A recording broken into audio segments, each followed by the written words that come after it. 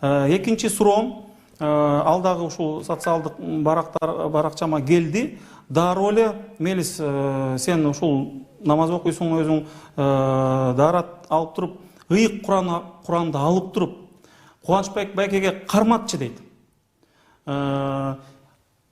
Айтсын, мен ушунча жылдан бери абдан чоң кызматтарды аркалап келгенмин. Эч качан мен коррупцияга малынган эмесмин. Коррупцияга жол берген эмесмин. Пара алган эмесмин. Чет мамлекетте эч кандай мүлкүм жок деп ушундай Сыймык Жапекеев айткандай бир топ миллион долларым, миллиард деп айтпай эле койдум, миллион долларым жок деп элдин алдында айта аласызбы деп мынакей мен өзүм менен Бисмиллахир-рахманир-рахим.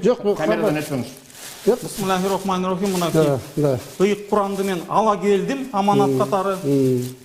Ушул жерден сиз айтсаңыз, азыр мен сүйлөп бүтөйүн до конца.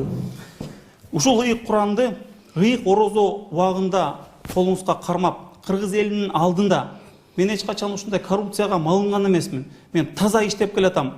Жанагы айтпадыңызбы, инилериңиз чоң бизнестери бар экен, ошолорго эч качан мындай көмөктөшкөн эмесмин премьер-министр убагында, аппаратты жетектеп убагында. Деги эле ушул мен мындай агыман ушунун баарын тапкан деп ушуну айта аласызбы? Бирок мынакей эгерде сиз калп айтып койсоңуз, мен мына ини катары айтып атам да, ушул ыйык орозо убагында калп айтып койсоңуз, анда ыйык Куранды алып туруп түз эле анда тозокко түшөсүз. Оң кол менен берейин. Урматтуу кыргыз элим, урматтуу ошол соцсетте отурган көрөрмандар, мен Жумалиев Кубанычбек Мырзабекович 1992 жылдан 2005 жылга чейинки иштеген учурда бир дагы коррупциялык ишке катышкан эмесмин. Экинчиден, менин туугандарым сурап келгенде интеллектуал деңгээлим менен идеямды айтып, бирок алар өз эмгеги менен өз тапкан акчасына сатып алып иштеп жатышат. Менин ошол мусулман катары айтайын дегеним, кайсы учурда болбосун, так, эң таза жана эч кимге акырат келтирбеген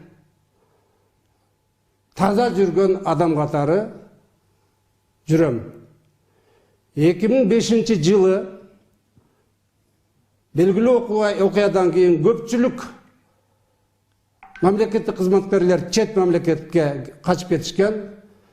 Мен ошол учурда жакшылап анализдеп туруп, ошол 13 жыл бою бир дагы финансылык мүчүлүштүктөргө алып келген бюджеттин акчасын жеген эмесмин, эч кимге жамандык кылган эмесмин. Ошондуктан мен эч жакка кетпейм деп, көкүрөгүмдү бийик көтөрүп, эл арасында жүрөм. Ошондуктан мен Куранды карматып айтам. Менин эч качан 2,5 миллиард доллар акчам жок.